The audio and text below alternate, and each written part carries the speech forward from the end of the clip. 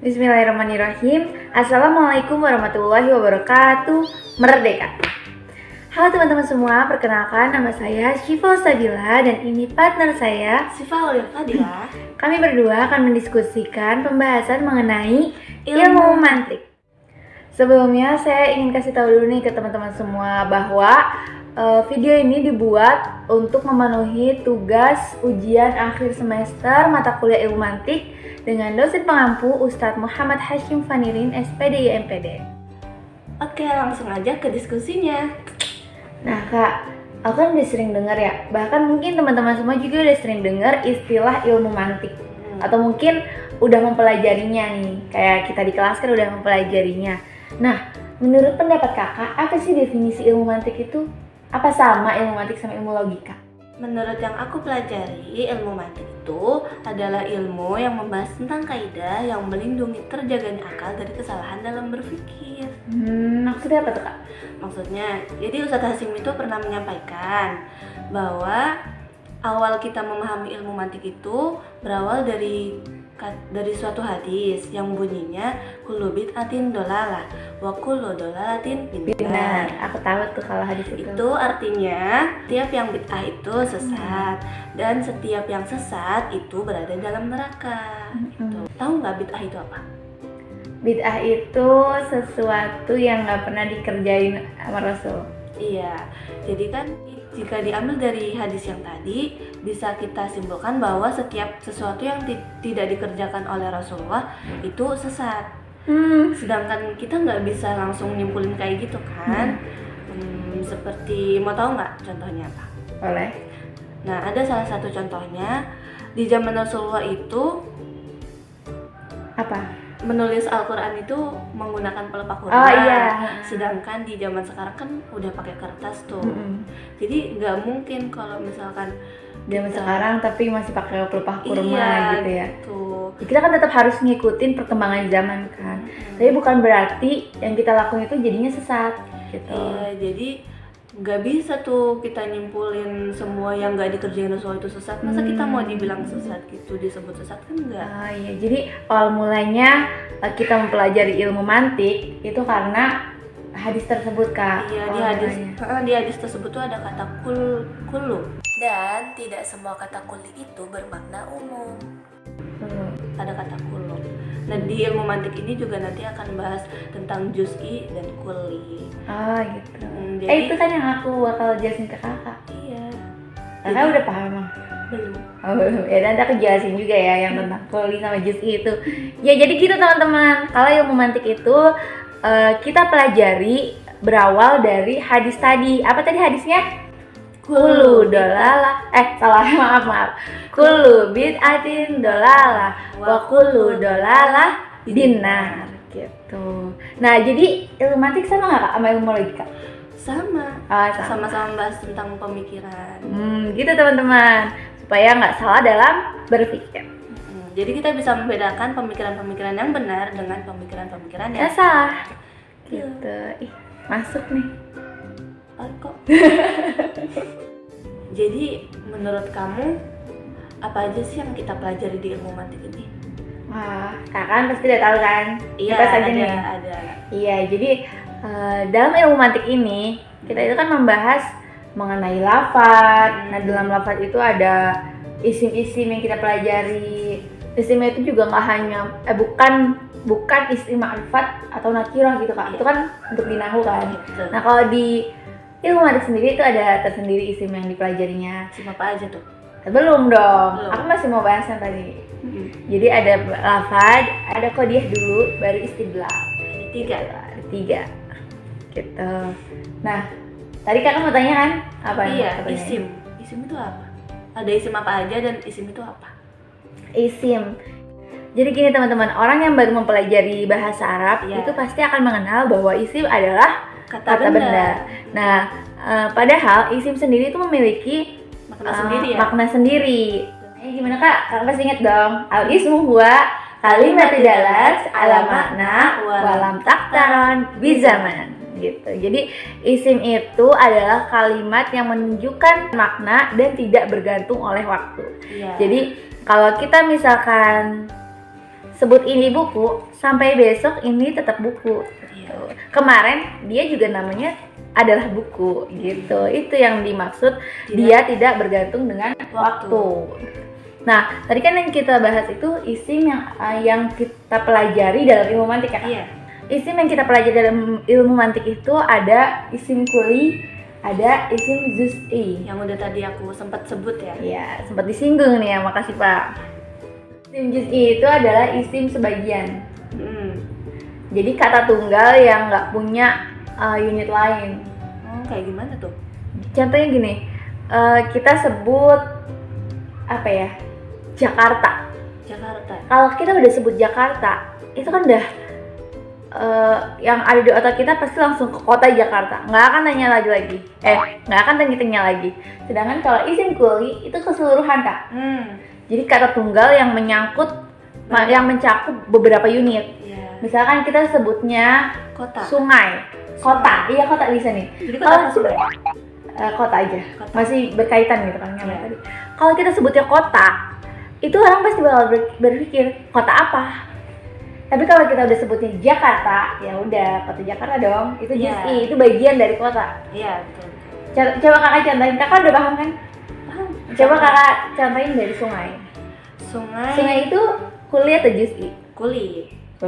Iya betul. Karena ada sungai Amazon, sungai Nil. Nah yang Amazon Nil itu adalah juz'i. Ini pinter banget nih. Teman-teman juga pasti paham kan?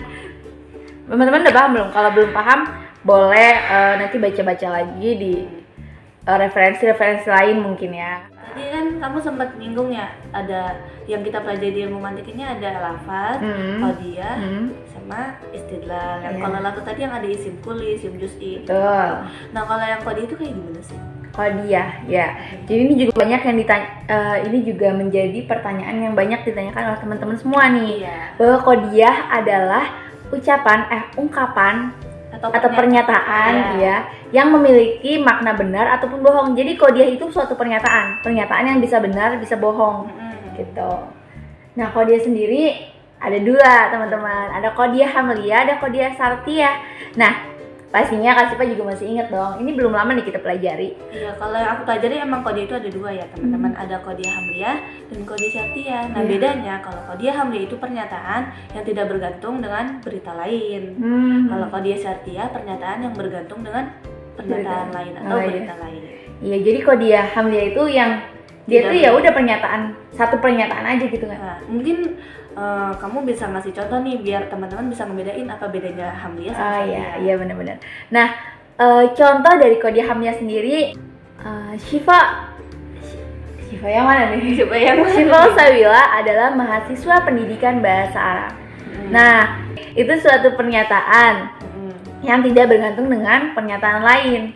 Tapi pernyataan ini bisa benar bisa bohong. Iya. Nah, sedangkan yang qadiyah syartiyah itu apabila matahari terbit maka siang itu ada gitu. Jadi ada dua pernyataan, siang itu ada dan apabila matahari terbit. Gitu teman-teman. Jadi siang itu ada itu bergantung kepada apabila matahari terbit. Jadi kalau matahari nggak terbit, ya nggak ada siang gitu. Itu kan berhubungan kan, berkaitan. Jadi pernyataan ini bisa dianggap suatu pernyataan yang bisa diterima oleh oleh banyak orang apabila ada keterkaitan dengan pernyataan yang lainnya. Iya, jadi gitu Kak. Jadi bedanya kalau yang qadiyah hamliyah itu satu pernyataan aja. Kalau qadiyah syartiyah bisa dibilang ada dua pernyataan ya di situ. Saling berkaitan. Ya. Gitu ya teman-teman. Langsung aja kita ke pertanyaan berikutnya. Ya. Jadi teman-teman, kita kan udah bahas ya tadi mengenai lafaz, mengenai isim-isimnya yang dibahas pada ilmu mantik ini, juga qadiyahnya juga kita udah bahas. Nah, bahasan yang paling kita tunggu-tunggu adalah istidlal. Nah, istidlal ini adalah pembahasan terpenting dalam mempelajari ilmu mantik ini. Adapun lafaz, isim-isim, kemudian qadiyah itu juga merupakan hal penting sebagai perantara untuk menuju kepada istidlal ini teman-teman. Kalau mau tahu pengertian istidlal itu apa, kita tanya aja yuk kepada Kak Sipa. Jadi istidlal itu apa Kak?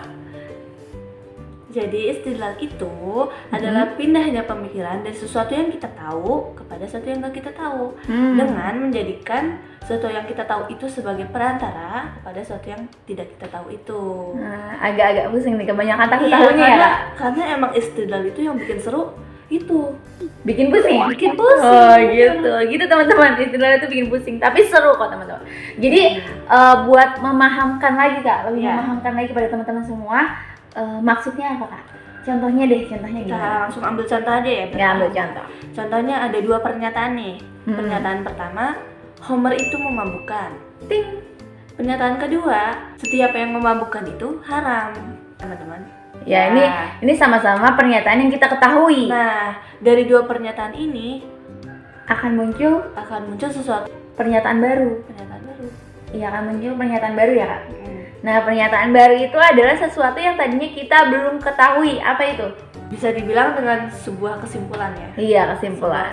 Nah, kesimpulannya dari 2 pernyataan itu adalah Homer itu haram. Jadi ada sesuatu yang kita tahu dari 2 pernyataan tadi memunculkan sesuatu pemahaman baru yang kita tadinya tuh belum tahu. Gitu. Homer itu memabukkan dan semua yang memabukkan itu haram. Jadi Homer itu haram. Langsung aja kita ke pertanyaan berikutnya.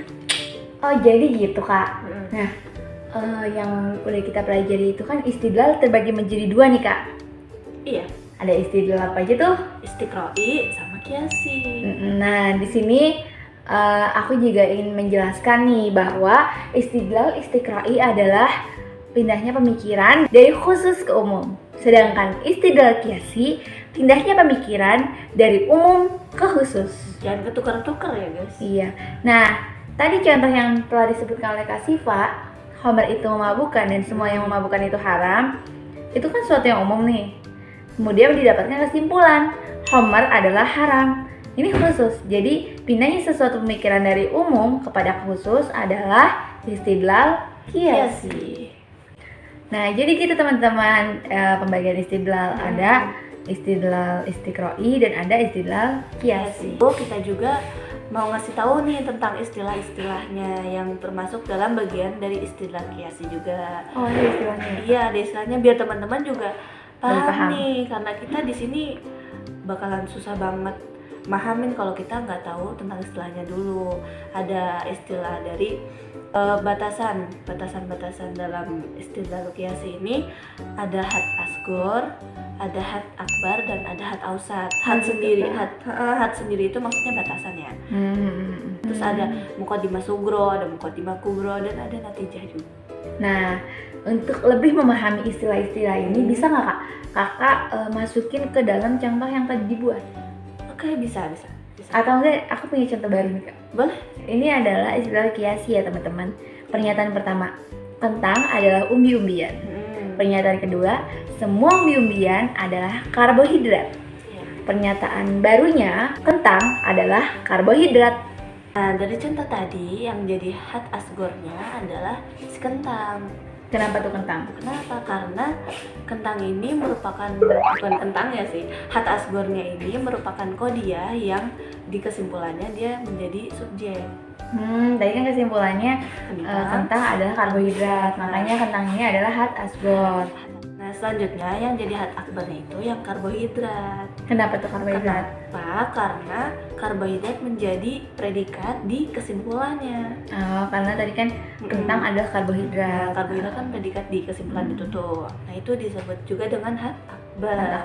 Ada satu lagi, itu had ausat. Nah, had ausat itu merupakan kata yang diulang-ulang. Tadi kan di 2 pernyataan ada tuh. Kentang adalah umbi-umbian, semua umbi-umbian adalah karbohidrat. Nah, umbi-umbian ini kan diulang di pernyataan pertama sama kedua. Nah, itu yang disebut dengan had ausat. Oh gitu. Jadi gitu teman-teman, had ausat itu adalah had yang adalah kata yang diulang-ulang gitu. Nah, tadi kan juga kakak sebutin istilah-istilah seperti muqaddimah sugro, muqaddimah kubro. Itu gimana tuh kak? Kalau muqaddimah sugro itu pernyataan pertama. Lebih sih. Iya sih, lebih simpelnya pernyataan pertama, tapi muqaddimah sugro itu yang aku tahu ya kak, muqaddimah yang ada had asgornya. Nah, meskipun dia letaknya di pernyataan kedua, tapi ada had asgornya, itu tetap muqaddimah sugro kak. Gitu. Nah, kalau muqaddimah kubro? Muqaddimah Kubro pernyataan kedua. Simpelnya gitu. Cuma pasti nanti bakal ditemuin Muqaddimah Kubro ini ada di pernyataan pertama teman-teman, karena Muqaddimah Kubro adalah muqaddimah yang terdapat di dalamnya had akbar gitu. Dan yang terakhir, istilah terakhir adalah natijah. Ya, natijah adalah kesimpulan. Gitu deh, kesimpulan. Nah, dari ketiga pernyataan ini yang menjadi kesimpulan adalah pernyataan ketiga. Karena ini adalah istidlal, pernyataan baru yang diketahui dari pernyataan-pernyataan yang udah diketahui sebelumnya. Gitu, teman-teman. Nah, selanjutnya setelah kita mengetahui pembagian kias, macam-macam kias ya, kemudian istilah-istilahnya. Nah, istidlal kias sendiri itu terbagi lagi Kak menjadi dua. Apa aja? Ada kias iktironi sama kias istisnai. Nah iya, kalau kias iktironi itu yang kayak gimana Kak? Kias iktironi itu kayak kias biasa sih sebenarnya. Kayak kias yang tadi kita contohin. Iya. Itu masuknya kias iktironi, kias yang masih umum gitu ya teman-teman. Nah, selanjutnya kias istisnai. Kias istisnai adalah kias yang mengandung kata akan tetapi di pernyataan keduanya. Oh gitu. Contohnya gimana tuh Kak? Contohnya kan ada 3 pernyataan ya. Pernyataan pertama, apabila matahari terbit maka siang itu ada. Ya. Nah, di pernyataan kedua harus ada kata akan tetapi kan nih. Tetapi matahari itu terbit. Ya berarti siang ada. Ya itu kesimpulannya. Benar masuk. Nah, kias istisna itu adalah pernyataan yang mengandung lafaz akan tetapi di dalamnya. Kurang lebih seperti itu ya teman-teman. Tadi kita udah ngebahas istidlal macam-macamnya, bagian-bagiannya, semuanya. Nah, kita juga pasti pengen tahu kan, ada nggak sih dari istidlal itu sesuatu yang bikin bingung atau kekeliruan dalam kias itu, dalam istidlal? Iya Kak, jadi dalam pelajari istidlal kita juga harus waspada, harus lebih teliti lagi karena terdapat kekeliruan nih. Banyak orang yang salah menyimpulkan. Makanya kenapa kita harus mempelajari ilmu mantik ini supaya nggak jadi kekeliruan. Ada salah satu contohnya seperti ini. Kita ambil ini ya, istidlal kiasi. Setiap emas adalah logam. Setiap emas mahal harganya. Nah, karena setiap emas ini adalah had ausat, jadi harus kita hapus. Maka kesimpulannya logam mahal harganya. Dan itu pernyataannya salah. Kenapa salah? Karena kata mahal itu bersifat relatif. Gitu. Berarti kesimpulannya salah. Kesimpulannya itu keliru, bukan salah ya. Kita nggak bisa menyalahkan. Itu keliru karena gak semua orang menganggap logam itu mahal gitu. Jadi itu kesimpulan yang nggak bisa dipatenkan. Mungkin bisa diralat kalimatnya mungkin sebagian gitu. Sebagian logam mahal harganya gitu teman-teman. Itu adalah bagian dari kekeliruan istidlal atau kekeliruan dalam mempelajari ilmu mantik. Ilmu mantik. Jadi ngerasa lebih kritis gak sih? Iya, dia lebih kritis banget sih. Nah, dengan kita mempelajari ilmu mantik, kita tuh bakal lebih bertanya-tanya mendalam gitu mengenai suatu permasalahan yang kita dapat. Jadi nggak asal ngambil kesimpulan. Nggak asal nerima aja gitu. Kita juga memikirkan apakah ini benar, apakah ini salah. Terus ketika ini udah benar, ini udah salah, terus kita bandingkan lagi gitu dengan pernyataan-pernyataan yang lain yang udah ada gitu Kak. Nah, ini ada pertanyaan bonus yang mungkin Kakak masih inget nih. Ini pertanyaan sebenarnya udah ditanyain di kelas ya, udah beberapa kali diucapkan, udah dibahas sama Setasim juga. Nah, pertanyaannya itu adalah apa itu berkah? Teman-teman mungkin masih ada yang ingat nih anak kelas PBA ya, atau yang lain lah ya yang pernah membahas ini. Jadi berkah itu adalah sedikit mengalahkan yang banyak. Iya betul. Contohnya apa Kak? Contohnya Kakak gajinya 2 juta, aku 10 juta. Tapi aku berkah, mendapatkannya berkah. Oleh karena itu sedikit ini bisa mengalahkan yang banyak. Kenapa? Karena sesuatu yang berkah itu akan cukup, akan dirasakan gak kurang terus gitu. Sedangkan aku yang misalkan punya gaji 10 juta tapi gak berkah, itu bisa kurang terus, namanya manusia kan, rasanya kurang terus. Kayak gitu teman-teman. Jadi gitu teman-teman. Oh iya, aku juga punya contoh lain yang udah pernah dikasih tahu sama Setasim nih. Iya apa? Ini tes-tesan aja. Dari kata la ilaha illallah, dari kata la ilaha illallah ini artinya apa? La ilaha illallah, tiada Tuhan selain Allah. Nah, tiada Tuhan selain Allah. Kalian tuh pernah kepikiran gak sih dari kata tiada Tuhan selain Allah ini tuh ada satu pertanyaan? Apa Kak? Kira-kira apa satu pertanyaan itu? Tiada Tuhan selain Allah. Emangnya ada Tuhan selain Allah? Bukan itu. Kalau yang Ustadz Hasyim sampaikan, pertanyaannya adalah Tuhan apa yang ditiadakan? Tuhan apa yang ditiadakan? Iya, Tuhan apa yang ditiadakan? Jadi kita tinggalin pertanyaan ini buat teman-teman semua. Tuhan apa yang ditiadakan? Baik, mungkin sekian diskusi pembahasan mengenai ilmu mantik dari kami berdua. Kurang lebihnya mohon maaf. Hadza wallahu yarana wa yahfaduna walhamdulillahirabbil alamin. Wassalamualaikum warahmatullahi wabarakatuh. Merdeka.